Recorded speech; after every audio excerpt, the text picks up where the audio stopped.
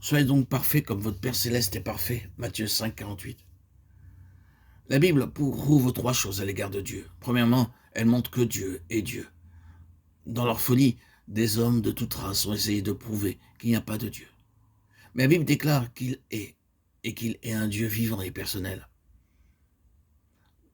Nous pouvons l'entendre, le sentir et lui parler. Deuxièmement, la Bible nous montre que Dieu est amour. Troisièmement, elle montre que Dieu vous aime, qui que vous soyez. Même si vous êtes haï et méprisé par vos semblables, cependant, je peux vous dire d'une manière précise, Dieu vous aime. Lorsque nous l'avons goûté, alors partout où nous allons et où que nous vivions, d'autres pourront savourer cet amour divin à travers nous. L'amour divin peut couler de nous en tout temps, non pas seulement par notre prédication, mais aussi par nos vies. Notre Seigneur désire que nous soyons un sel pur et bon. Bien qu'il adressa ses paroles à une très grande foule sur la montagne, elles concernaient vraiment quelques disciples seulement. Non pas qu'il ne voulait pas que cette multitude soit aussi ce bon sel pur, mais parce que la majorité d'entre eux n'étaient en quête que de pain et de poisson.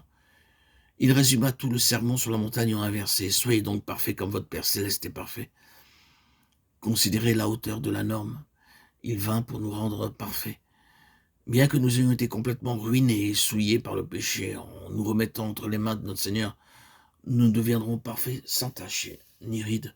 Heureux ceux qui ont faim et soif de la justice, car ils seront rassasiés. Matthieu 5, 6. Il y a différentes étapes de purification pour faire de nous du sel pur.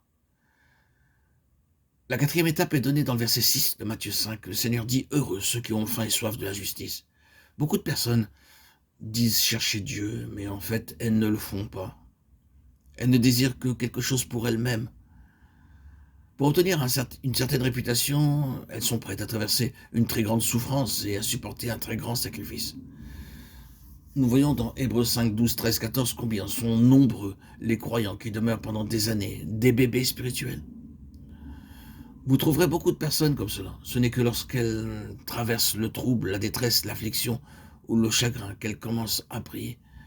Beaucoup d'écoliers et de collégiens sont aussi comme cela. Ils ne commencent à prier que pour les examens. Oh Seigneur, aide-moi à passer. Si je passe, je te donnerai telle et telle somme pour telle et telle association, pour tel et tel groupe de fidèles. Mais si j'échoue, je n'irai à aucune réunion pendant au moins 2 mois. C'est ainsi qu'ils prient. C'est des prières conditionnelles. Juste lorsqu'ils désirent obtenir quelque chose. Oh, très peu ont cette aspiration pour la justice dont parle Dieu ici. Heureux ceux qui ont faim et soif de la justice, car ils seront rassasiés. Matthieu 5, 6. Au début de notre vie chrétienne, nous aspirons à beaucoup de choses différentes. Quelques-uns d'entre nous aspirent à voir des signes et des miracles. Je pensais, nous dit frère Maxime, qu'en voyant une lumière divine resplendir dans ma pièce, je serais très béni. Ainsi je priais, Seigneur, envoie la lumière divine dans ma chambre. Et je pensais qu'en voyant une sorte de lumière divine, j'aurais plus de puissance. Alors une nuit, pendant que je priais, je vis une faible lumière resplendir dans ma chambre.